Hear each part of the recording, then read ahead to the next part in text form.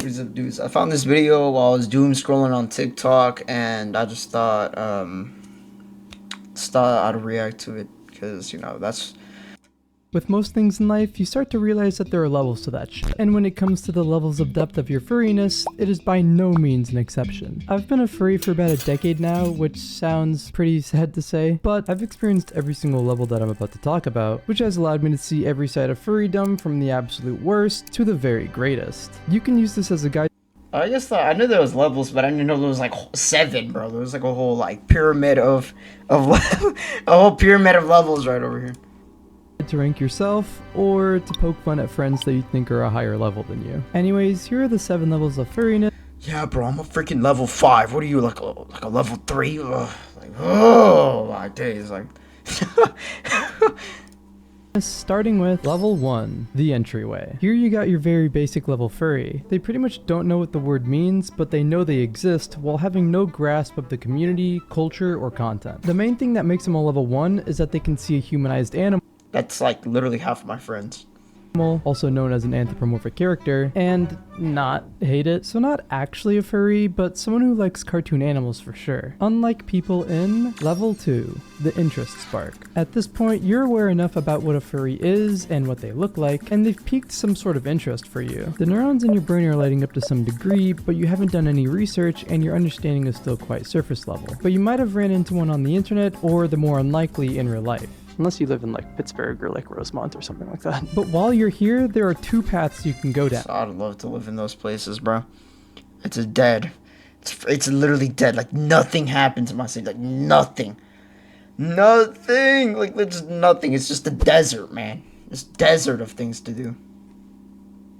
1, to stay ignorant to what the fuzzies got going on, or 2, straight down to level 3. The dive. You, intrigued by mystery, not only want, but need to know what's going on with these fuzzballs in order to close that craving for closure in your head. Although nowadays, with how mainstream it is, it's definitely not that hard to figure out what they've got going on behind the scenes. Despite this...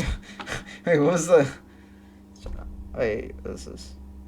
Sus Furry crew tried forcing me to join them, so I did this 99 nights in the 4... What am I reading, bro? Like, what am I don't know. I learned English just for this one moment right here. With how mainstream it is, it's definitely not that hard to figure out what they've got going on behind the scenes. Despite this level being called the dive, it's more of a tightrope kind of situation, the ultimate test of your character. Will you be satisfied with the closure you received and walk to the other end of the tightrope, or will you fall into the depths that we call level 4, the new you? You've plopped into a world of complete and utter unknown and are left to absorb everything you see. Your For You pages are full of furry this, furry that, and you've at least watched one furry convention video, and maybe even looked up if there's one in your location, but that's not a guarantee. Regardless of all of that, there are 2. Why is it just pointing out me, bro? Nah, I'm not gonna. I'm feeling targeted. I'm feeling targeted right now. I'm feeling more targeted now.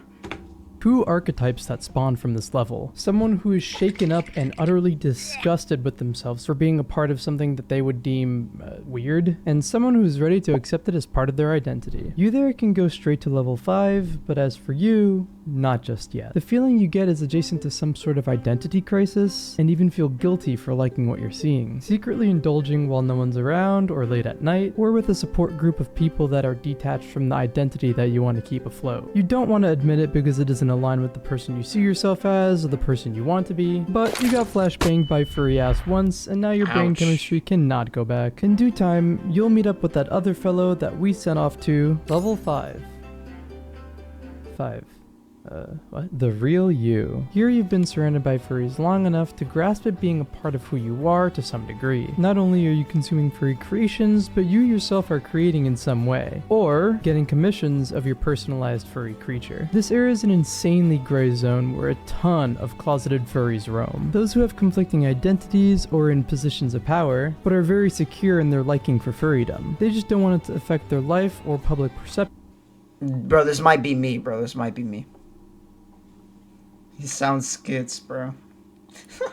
perception in any way. Either you have the urge to go to a furry convention if you haven't already, or have no interest in taking that step forward. Me personally, this is where I stood for the longest time. It's a pretty comfortable spot to be in, and there's no need to step any further to enjoy what the fandom has to offer. But with that being said, take a far enough step to the right and you're off into level 6, the deep end. Now that you're fully invested into your furriness, you don't mind setting aside time out of your year to plan for furry conventions, attend public fursuiting events, or even sharing your furriness for people on the outside to see. You've embraced the Gosh, that's brave. fringe and have fully aligned with your furry self. Either you have a fursuit of some sort, or you're a very easy read at the airport. And don't worry, you can still be on this level while caring about your public perception and remain in the closet. You're just walking on thin ice while being understanding of the consequences if people were to find out, and just still willing to take the risk just to be That's fuzzy. definitely me. That's definitely me. I'm literally on the thinnest ice you could possibly see, like any second. Yo, any second, and like GG's, bro, GG's.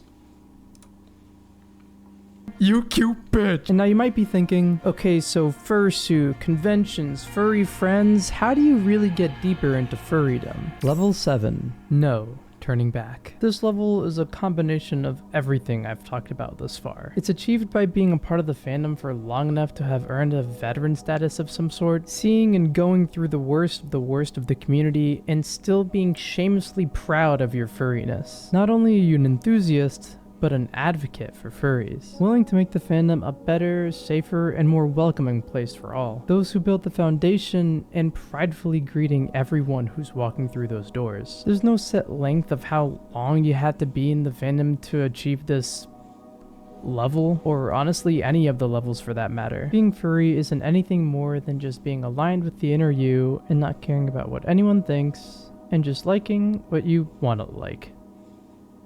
Or something like that.